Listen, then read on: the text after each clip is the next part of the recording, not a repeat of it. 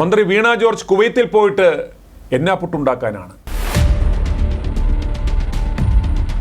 കുവൈത്തിലേക്ക് പോകുവാൻ കൂടും കുടുക്കയുമായി ഇന്നലെ വൈകിട്ട് നെടുമ്പാശ്ശേരി വിമാനത്താവളത്തിലെത്തിയപ്പോൾ അവസാന നിമിഷം കേന്ദ്ര സർക്കാർ പൊളിറ്റിക്കൽ ക്ലിയറൻസ് നിഷേധിച്ചതിനെ തുടർന്ന് യാത്ര മുടങ്ങിയതിനെ വിമർശിച്ച് മന്ത്രി വീണ ജോർജ് കേരളത്തോട് ഇത് വേണ്ടായിരുന്നുവെന്നും വിമാന ടിക്കറ്റ് ഉൾപ്പെടെ വെച്ചാണ് അപേക്ഷ നൽകിയതെന്നും വീണ ജോർജ് പറഞ്ഞു.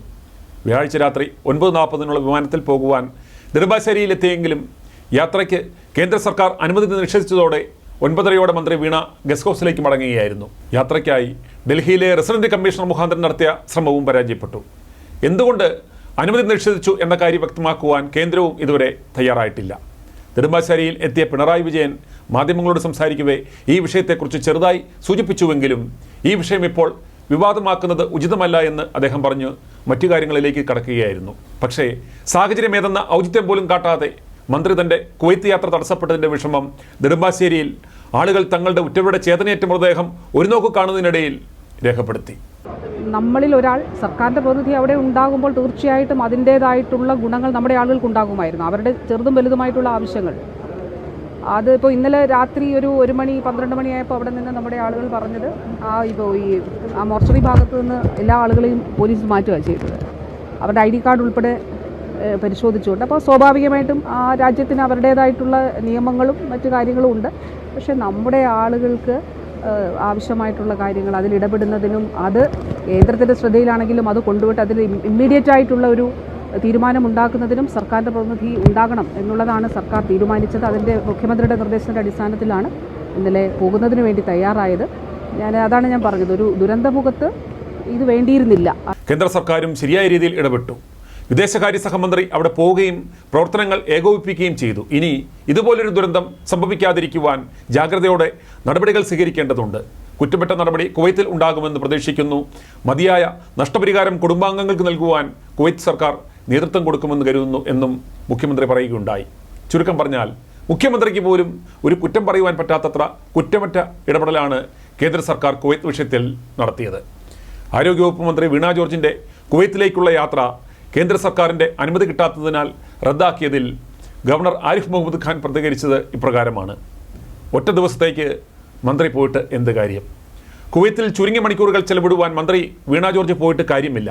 കേന്ദ്രമന്ത്രി കുവൈത്തിൽ പോയി എല്ലാ ക്രമീകരണങ്ങളും ചെയ്തിട്ടുണ്ട്. എല്ലാ മൃതദേഹങ്ങളും നാട്ടിലെത്തിക്കുവാൻ കേന്ദ്ര സർക്കാർ ഇടപെട്ടിരുന്നു.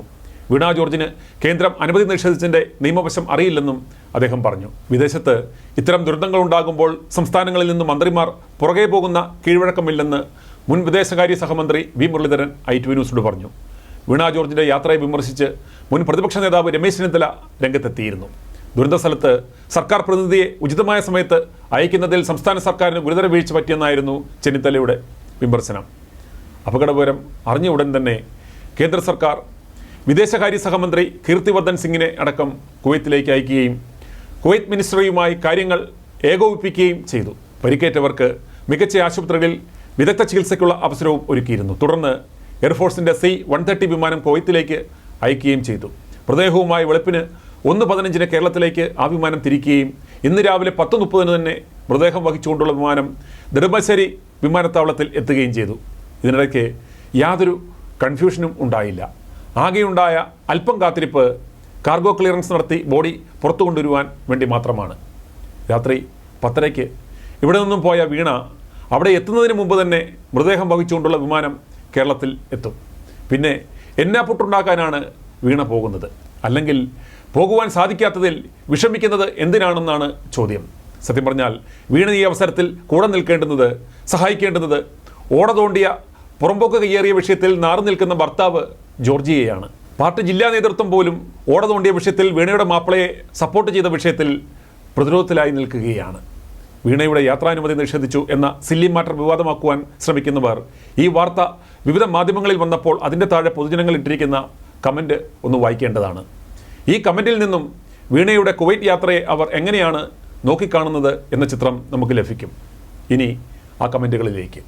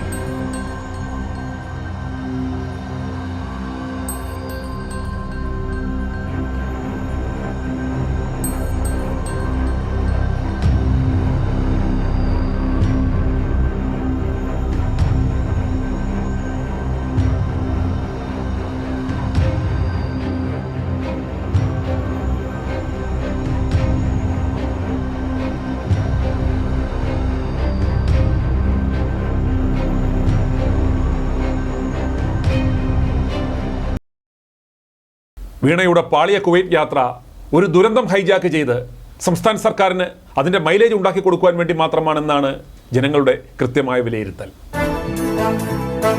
i2i News, an eye for truth. i2i News subscribe ചെയ്തിട്ടില്ലാത്തവർ ഇപ്പോൾ തന്നെ സബ്സ്ക്രൈബ് ചെയ്യുക. നോട്ടിഫിക്കേഷൻ ലഭിക്കുവാൻ ബെൽ ബട്ടണും അമർത്തുക.